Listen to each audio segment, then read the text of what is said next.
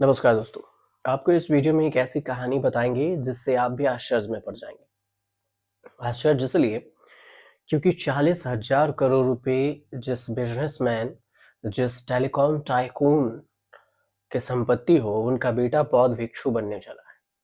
Malaysia के telecom tycoon कहे जाने वाले आनंद कृष्णन के बेटे हैं 18 साल की उम्र में ही बौद्ध भिक्षु बन गए। जी हाँ, सही समझा आपने।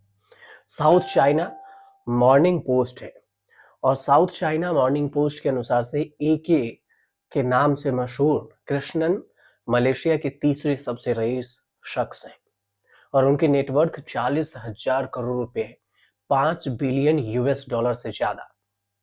उनके बेटे हैं वेन अजहन सरिपन्यो और इनके द्वारा इतनी कम उम्र में सुख सुविधा त्याग कर अध्यात्म की राह पर जाने के इस फैसले की खबर ने सबको चौंका दिया। अब जो है एयरसेल से सीएसके तक को स्पॉन्सर्ड कर चुके हैं आनंद कृष्णन।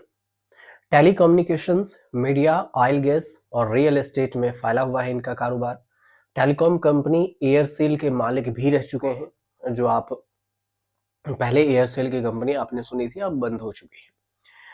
एयरसेल ने एक समय में आईपीएल की cricket team Chennai super Kings CSK को स्पॉन्सर्ड किया था और वेन अजहन के पिता कृष्णन जहां एक बिजनेसमैन है, उनकी मां मॉम वर्जनेस को सुप्रिंदा का नाता थाईलैंड से और थाईलैंड के शाही परिवार से है। 18 साल की उम्र में इतनी बड़ी कारोबारी साम्राज्य को छोड़कर वेन अजहन ने मठवासी बनने का फैसला किया। उनके पिता ने इस फैसले को खुले दिल से स्वीकार कर लिया है और गौर करने वाली बात यह है कि खुद एक कट्टर बौद्ध और दानवीर शख्स है।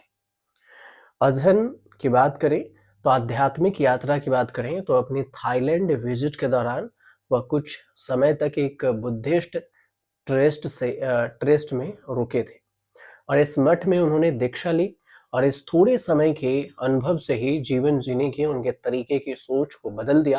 उन्होंने अस्थायी तौर पर मठवासी बनने का फैसला कर लिया और अब वह डम मठ के मठाधीश के जो है मठाधीश हैं और थाईलैंड म्यांमार बॉर्डर पर ही डम मठ स्थित है। वे नजहन का पालन पोषण लंदन में हुआ, एक शहरी माहौल में बड़े हुए और वेन की बात करें तो कुल 8 भाषाओं में वो पढ़े लिखे बोल भी सकते हैं। मठ में जीवन जीने के बावजूद वह अपने पिता से समय समय पर मिलते भी रहेंगे।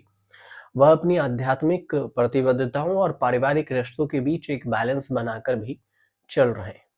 लेकिन इसकी चर्चा देश भर नहीं दुनिया भर में हो रही है, न सिर्फ मलेशिया बल्कि भारत में भी। और इसकी चर्चा इसलिए भी हो रही है कि करोड़पति का बेटा बौद्ध भिक्षु बन गया, उसमें भी अध्यात्म की राह पर चले। तो इसीलिए ये एक खबर है और जो भी सुन रहा है उसे चौंकाने वाली खबर को मान रहा है। फिलहाल आपको जानकारी सही लगी, जानकारी हमने पहुंचाने में सही अगर की हो तो आपको चैनल को सब्सक्राइब कर लेना चाहिए, शेयर भी कर देना चाहिए और कमेंट भी।